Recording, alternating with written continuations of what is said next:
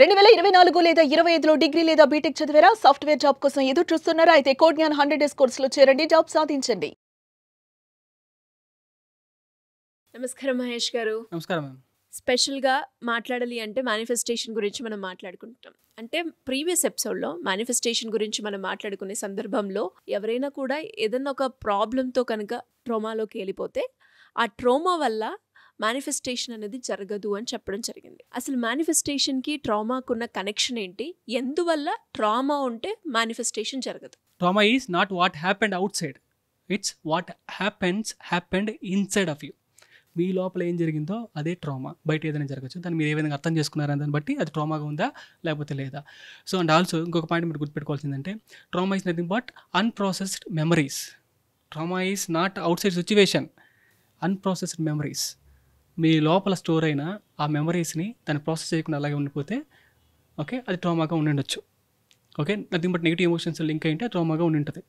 ఇంకా కూడా బాగా అర్థం చేసుకోవడానికి, మీ జీవితంలో దేనికైతే స్వతహాగా ప్రేమ కృతజ్ఞత తెలపలేరో అవన్నీ కూడా మీలో ఒక బ్యాగేజ్, ఒక మూటలాగా ఉండిపోద్ది, ఒక భారంగా మీలో ఉండిపోద్ది.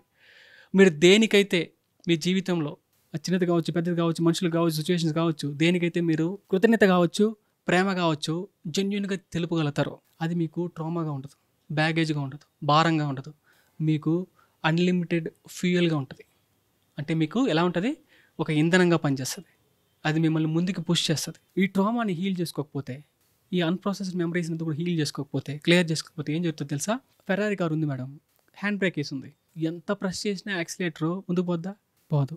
మీరు ఎంత హార్డ్ వర్క్ చేసినా అవుటర్ రియాలిటీలో ఈ ట్రామా ఇవన్నీ కూడా హ్యాండ్ బ్రేక్ లాంటిది, స్టక్ చేస్తుంది మిమ్మల్ని. ఎంత హార్డ్ వర్క్ చేసినా ముందుకు పోరు. You attract your unhealed trauma in your relationships. మీరు యూజువల్గా మీ లోపల ఏ ట్రామా అయితే ఉందో, ఏ ట్రామాని అయితే మీరు హీల్ చేయలేదో, దాన్ని కంటిన్యూస్గా మీ యొక్క ఇంటిమేట్ రిలేషన్షిప్లో అట్రాక్ట్ చేస్తూ ఉంటారు. పర్టికులర్గా ఇంటిమేట్ రిలేషన్షిప్లో నథింగ్ బట్ ఇంటిమేట్ రిలేషన్షిప్ అంటే నథింగ్ బట్ ఏంటి? మ్యారేజెస్లో లైఫ్ పార్ట్నర్ విషయంలో మీరు అలాంటి వ్యక్తులను మీరు అట్రాక్ట్ చేస్తూ ఉంటారు. ఓకే, ఇక్కడ 3 విషయాలు మీరు గుర్తుపెట్టుకోవాలి. ట్రామా అంటే ఏంటి? 3 పదాలకు మీరు అర్థం తెలుసుకోవాలి. Trauma is a trait or behaviour that someone did that was painful, wrong or too much or not enough. క్లియర్గా తెలుగు అర్థం కావడానికి, మీకు నొప్పి అనిపించినా, మీ దృష్టిలో మీకు తప్పు అనిపించినా, మీకు టూ మచ్ అనిపించినా, లేకపోతే సరిపోలేదు నాట్ ఎనఫ్ అనిపించినా, ఒక మనిషి యొక్క ప్రవర్తన లేకపోతే లక్షణం. మీ దృష్టిలో మీకు నొప్పి అనిపించినా, మీకు తప్పు అనిపించినా, మీకు టూ మచ్ ఎక్కువైంది అనిపించినా, లేకపోతే తక్కువైంది అనిపించినా, ఒక మనిషి యొక్క యాక్షన్, బిహేవియర్, ప్రవర్తన లేకపోతే లక్షణం.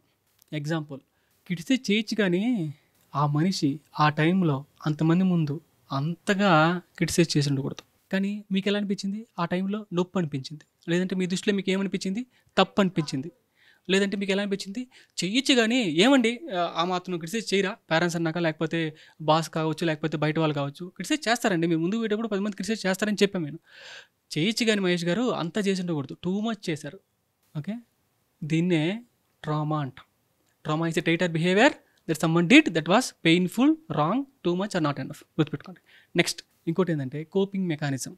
కోపింగ్ మెకానిజం అంటే ఆ ట్రామా నుంచి తప్పించుకోవడానికి, మిమ్మల్ని మీరు కాపాడుకోవడానికి, ఆ ట్రామాని అధిగమించడానికి మీలో ఒక సర్వైవల్ ప్యాటర్న్ని తయారు చేసుకుంటారు, డెవలప్ చేసుకుంటారు. దాన్ని ఏమంటారు? కోపింగ్ మెకానిజం అంటారు. సపోజ్ మీకు విమర్శ అనే ట్రైట్, ఆ బిహేవియర్ మీద మీ లోపల ట్రామా ఉంటే, అంటే విమర్శ అనే బిహేవియర్ మీద మీకు ట్రామా ఉంటే, ఈ ప్రపంచంలో ఎవరైనా విమర్శ చేస్తే మిమ్మల్ని, మీలో ఒక కోపింగ్ మెకానిజం ఆల్రెడీ డెవలప్ చేసుకుంటారు, సర్వైవల్ ప్యాటర్న్ అనేది డెవలప్ చేసుకుంటారు. అంటే ఎవరైనా విమర్శిస్తే మీకు విపరీతం కోపం వచ్చేయచ్చు. లేదంటే ఇంకా మీకంటే పై పొజిషన్లో ఉన్న వాళ్ళు మీరేం చేయలేని పరిస్థితుల్లో మీరు ఏం చేస్తారంటే కాఫీ తాగుతారు, లేకపోతే ఇన్స్టాగ్రామ్ స్క్రోల్ చేస్తారు, లేకపోతే నిద్ర వెళ్ళిపోతారు, లేకపోతే డిప్రెస్గా అయిపోతారు, లేకపోతే యాంగ్జైటీకి గురవుతారు, లేకపోతే సినిమాలు చూడాలనిపిస్తుంది, ఏదో ఐస్ క్రీమ్ తినేస్తారు. ఏదో ఒక హ్యాబిట్తో, ఒక ప్యాటర్న్తో దాని నుంచి తప్పించుకుంటుంటారు. ఒక్కొక్కరికి ఒక్కొక్క రకమైన ప్యాటర్న్స్ ఉంటాయి. అది కోపింగ్ మెకానిజం అంటాం, అంటే దాని నుంచి కాపాడుకోవడానికి. మూడోది ఏంటంటే ట్రిగ్గర్. బయట సిచ్యువేషన్స్ కావచ్చు, ప్రవర్తనలు కావచ్చు, ఏవైతే మీకు ఈ ట్రామాని గుర్తించి ఈ కోపింగ్ మెకానిజంని యాక్టివేట్ చేస్తుందో దాన్ని ఏమంటామంటే ట్రిగ్గర్ అంటాం. ఈ 3 పదాలకు మీరు అర్థం తెలుసుకోవాలి. Next, nothing triggers you, it only reveals what's inside of you. ఏది కూడా ట్రిగ్గర్ చేయదు మీ జీవితంలో. మీ లోపల ఏదైతే ఉందో అది బయటపడుతూ ఉంటుంది. సింపుల్గా అర్థం చేసుకోవాలంటే, ఇప్పుడు చూడండి, ఆరెంజ్ ఉందండి, అది ఉన్నోడు పిండినా లేనోడు ఏం చేసినా దాని లోపల వచ్చే జ్యూస్ ఏంటి, సేమ్ సేమ్ ఆరెంజ్ జ్యూసే వస్తుంది. అవునా? ఏ టైంలో ఎక్కడ ఏ ప్లేస్లో ఎవరు చేసినా కానీ, ఎవరు పెట్టినా. సో అదేవిధంగానే జాతర జరుగుతుంది, ఫుల్గా రద్దీగా ఉంది. ఒక పిల్లడు ఏం చేశాడంటే కప్ ఎత్తుకొని ఇట్లా వెళ్తున్నాడు. కప్లో టీ ఉంది, కాఫీ ఉంది అనుకుందాం.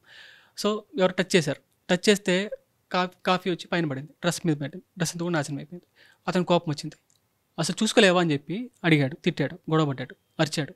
ఓకే, కానీ వాడు అడిగిన క్వశ్చన్ ఏంటంటే, ఫస్ట్ నువ్వు కప్పు తీసుకొచ్చావు బాగానే ఉంది, కప్పులో కాఫీ ఎందుకు పోసుకొచ్చావురా అని చెప్పి. అంటే విషయం ఏంటంటే, మీ లోపల కోపం ఉందనుకోండి, మీ లోపల బాధ ఉందనుకోండి, మీ లోపల భయం అనేది పేర్కొని ఉంటే బయట సిచ్యువేషన్స్, బయట పరిస్థితులు కావచ్చు, బయట మనుషులు కావచ్చు, వాళ్ళ యొక్క బిహేవియర్స్ ద్వారా, వాళ్ళ యొక్క మాటల ద్వారా మీ లోపల ఏది ఉందో అది ట్రిగ్గర్ అవుతూ ఉంటుంది. ఓకే, కాఫీ పడినట్టే ఇప్పుడు దాంట్లో నీళ్ళు ఉంటే నీళ్ళు పడుతుంది, అసలు ఏం లేకపోతే ఏం పడదు. ఓకే, అదేవిధంగానే ఐస్ క్రీమ్ ఉంటే ఐస్ క్రీమ్ పడుతుంది, చల్లగా అనిపిస్తుంది. ఓకే, లవ్ ఉంటే లవ్వే చిందుతుంది. అరే నువ్వు అలా మాట్లాడేదానికి చాలా థ్యాంక్స్ అంటారు, అలా జరిగిందని నాకు చాలా థ్యాంక్స్ అని యూనివర్స్కి చెప్తారు. అదే మీ లోపల ద్వేషం, ఇలాంటి నెగిటివ్ ఎమోషన్స్ ఒక స్టోర్ అయి ఉంటే, అంతే ట్రామాగా ఉంటే, ఆటోమేటిక్గా ఏం ట్రిగ్గర్ అవుతుంది, ఏం బయట వస్తుంది, ఆరెంజ్ జ్యూస్ వస్తుందా, రాదు, టాక్సిసిటీ అనే విషయం అనేది బయటకు వస్తుంది. ఓకే, దీన్ని మీరు హీల్ చేయకపోతే మీ యొక్క రిలేషన్షిప్లో కావచ్చు, పర్సనల్ లైఫ్లో, ప్రొఫెషనల్ లైఫ్లో ఇలాంటి క్యారెక్టరిస్టిక్స్ని, ఇలాంటి బిహేవియర్స్ని మీరు అట్రాక్ట్ చేస్తూనే ఉంటారు. కంట్రోల్ చేసే వ్యక్తులు, డామినేటింగ్ చేసే వ్యక్తులు, కోపిస్టులు, ఇలాంటి వ్యక్తుల దగ్గర నేను వెళ్ళకూడదు అనుకొని మీరు ట్రై చేస్తూ ఉంటారు. ఫైనల్గా అలాంటి ఇంట్లోకి వెళ్తారు, లేదంటే అలాంటి బాస్ దగ్గరికి మీరు వెళ్తారు, లేదంటే మీ చుట్టూ కూడా అలాంటి వాతావరణమే ఉంటుంది. అంటే మీరు ఎవరైతే వద్దు ఎవరినైతే, ఏ క్యారెక్టర్స్ని అయితే అసహించుకుని దూరంగా వెళ్ళిపోతున్నారో, ఫైనల్గా మీరు అక్కడే ఉంటారు. ఆ క్యారెక్టర్స్ కావచ్చు, లేదంటే ఆ ప్రవర్తన, లేకపోతే ఆ ట్రామా కావచ్చు, దానికి ఆపోజిట్గా ఎవరైనా దాన్ని ఎక్స్ప్రెస్ చేస్తే, ఓకే, దానికి ఆపోజిట్గా ఉండడానికి ట్రై చేస్తూ ఉంటారు. అంటే సపోజ్ కంట్రోలింగ్ ఎవరైనా చేస్తూ ఉంటే, మీకు ఆ ట్రామాగా ఉంటే, కంట్రోలింగ్ ట్రైట్ మీద ట్రామా ఉంటే, మీరు కంట్రోల్ చేయడం తప్పు అనేది మీరు ఉంటారు, అవాయిడ్ చేస్తూ ఉంటారు. అలాంటి కంట్రోలింగ్ నేచర్ దగ్గర నుంచి తప్పించుకోవడానికి, కాపాడుకోవడానికి మీరు దాక్కుంటుంటారు. లేకపోతే ఆపోజిట్గా మీరు ఉంటారు. అంటే సపోజ్ రిజెక్షన్ మీద, అంటే తిరస్కరణ అంటే మీకు భయం ఉంటే, తిరస్కరణ మీద మీకు ట్రామా ఉంటే, మీరు దానికి ఆపోజిట్గా ఉండడం అంటే అర్థం ఏంటంటే, మీరు కంప్లీట్గా యాక్సెప్ట్ చేస్తే వెళ్ళిపోతారు మనుషుల్ని.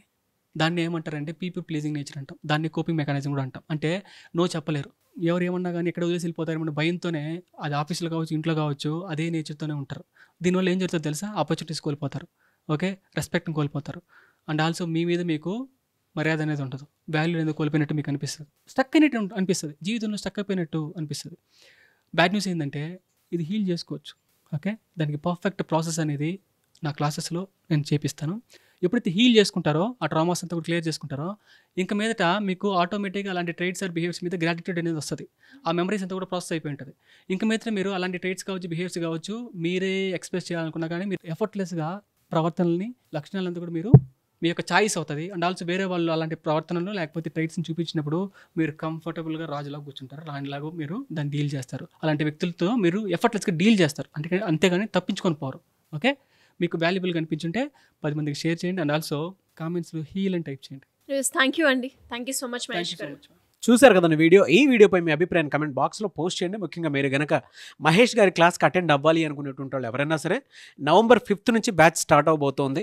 సో ఎన్రోల్ చేసుకోవాలి అనుకునేటువంటి వాళ్ళు స్క్రీన్ మీద కాంటాక్ట్ నెంబర్ కనిపిస్తుంది, దానికి మీరు కాల్ ఆర్ మెసేజ్ వాట్సాప్ చేసి వెంటనే ఎన్రోల్ చేసుకోండి. అండ్ ఈ వీడియోపై మీ అభిప్రాయాన్ని కమెంట్ బాక్స్లో పోస్ట్ చేయండి. ఇలాంటి మరిన్ని వీడియోస్ కోసం మా ఛానల్ ఫాలో అవ్వండి. Thank you. సుమన్ టీవీలో మీ పర్సనల్ అండ్ బిజినెస్ ప్రమోషన్స్ కోసం కింది నెంబర్కి కాంటాక్ట్ చేయండి.